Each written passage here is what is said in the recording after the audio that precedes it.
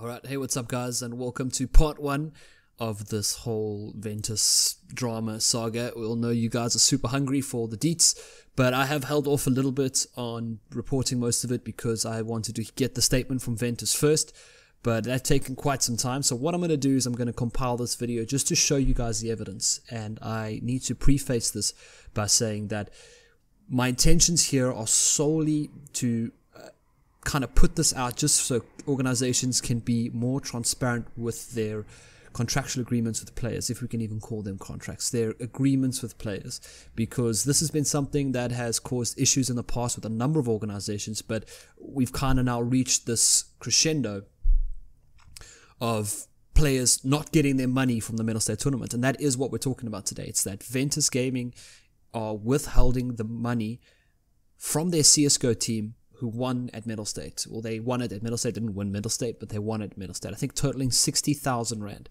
And the accusation from the players and from everyone else is that the money is not being returned until the gear, the money is not being sent until the gear has been returned. And this is all, I'm going to be throwing around the word allegedly a lot throughout this video, so just stick with me here. But there is some pretty damning evidence which has been sent to me by some of the players, as well as I've received the contract itself anonymously from someone. It was actually quite a weird occurrence, but an anonymous source sent me the contract, and I've also managed to get my hands on a number of other documents as well pertaining to this exact topic. So what we're going to do is we're going to look over some of the things. So the facts are that there's 60,000 Rand that needs to be paid to the CSGO team, which have now left Ventus, but they have not returned their gear yet. And Cyrus, Peter Fenter, the owner of Ventus, is now holding the money and saying, you'll get your money once the gear comes back. And I've looked over the contract a number of times, and throughout the conversations that were sent to me, you'll see them in a bit, it shows that he says that it's in the contract, and it's in fact not. So the first screenshot I'm going to show you guys is between Crick and Cyrus. Chris Davies used to play for the Ventus team. He sent me the screenshot between the two of them, which he gave me permission to use as well.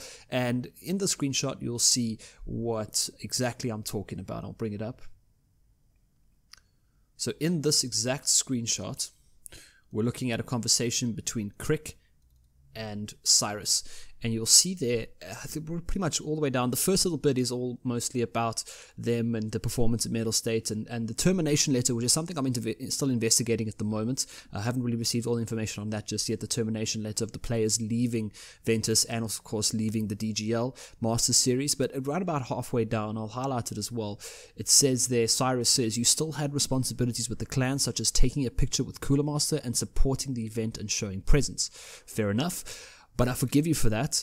Either way, I'd still need the gear returned before I can officially send you the termination letter and pay you the outstanding remuneration. And yeah, so that's basically it. This is the first time I saw that Cyrus said that you need to pay us, send us the gear or you won't get the money.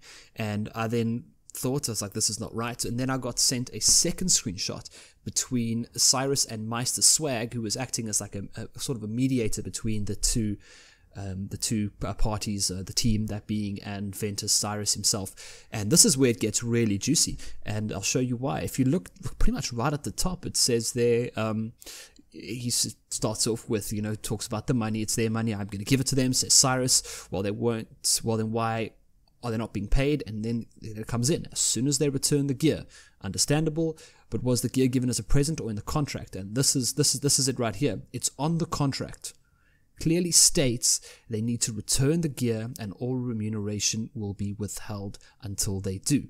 Right, so that's where we kind of have it right there. And after I announced this on Twitter, and I made that post where I asked people to share it, and I was told that it's been taken out of context and a draft will be sent. And a draft will be sent to us, a statement, and it hasn't come yet, so that's why I'm putting together this video. But the point is that I've looked through this contract, and there's nothing in there that says that they can withhold the money. I'm going to take two clauses out of the contract. The contract might be available in the description, so stick around if you do want to see that. But this is exactly the 2 points of the contract, which I'll bring up in a second. So the first point to bring up is the revenue, which is clause 4 of the Ventus contract. It says, and it's on the screen as well. Ventus shall receive 100% of revenue derived from promotion and advertising earned by Ventus unless previously agreed upon in writing. So that's fair enough. It's their brand, they get the money, fair enough. Part B, players shall receive 100% of revenue and prizes derived from tournaments they compete unless previously agreed upon in writing. Now, unless this was agreed upon in writing that they would not receive the money unless they gave back the gear, or they would receive a percentage of the money, as some organizations do take a 5% cut, I think, just to cover costs and flights and stuff like that. But this clearly states 100% of revenue will go towards the players.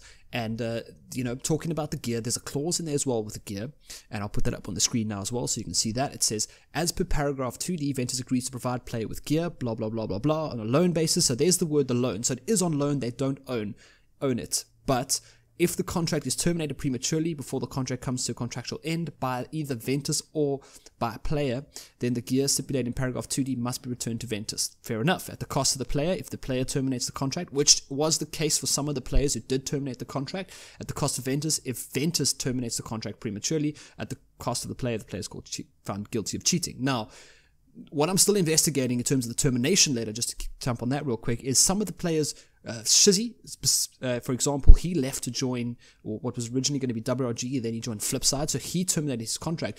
But I'm still investigating whether the other 4 players, they terminated it or they were kicked, which is something I'm still looking into. So now, then the final part is that if the contract term is expired, players can keep the gear. So there's nothing in there saying that the players won't get their money unless they return the gear. And I feel like that is probably one of the more damning things in this video. And, looking at the entire scenario and some of the stuff I'm still investigating is the termination contract, the termination letter, which apparently was used but was then told to be a forgery. I'm still investigating that. There was also a case of the players actually being kicked from the team. So this is going to be, I would say, a multi-part series, but I just wanted to initially get the video together, get it out there, and then obviously offer an update once the statement comes out. There's an article coming out as well, which should be out already. I'll put that in the description.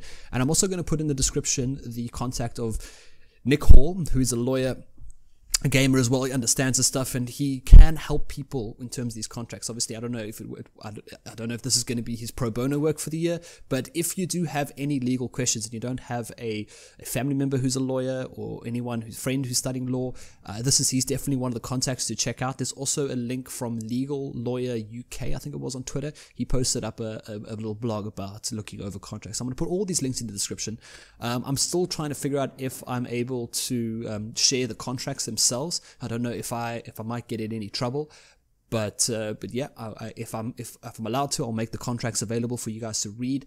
But at the moment, yeah, this is looking pretty damning for Ventus in terms of their, what was said in the messages, what's been told to us by the players, what the players are talking about, and of course the massive uproar on Facebook as well. But as I said before, the purpose of this piece is not to defame Ventus. It's not to sit here and tell people never to join their organization.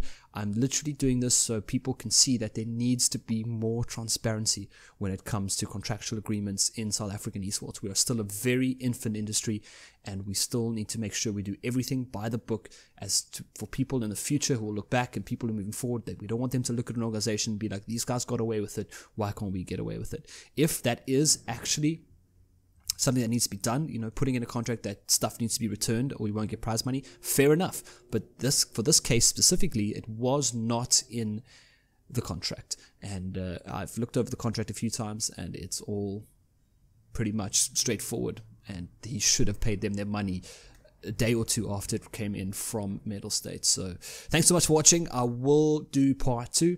You can subscribe, whatever. I don't really care about that, but if you do want to follow some more news, I will start doing a couple more videos every now and then. So yeah, thanks so much for watching, and just be cool, Don't go now and start blasting people over social media. Just be cool. Take this, share it with your friends, let them know what's going on in this industry, and let's make this a once-off occurrence, and we'll see where it goes from here.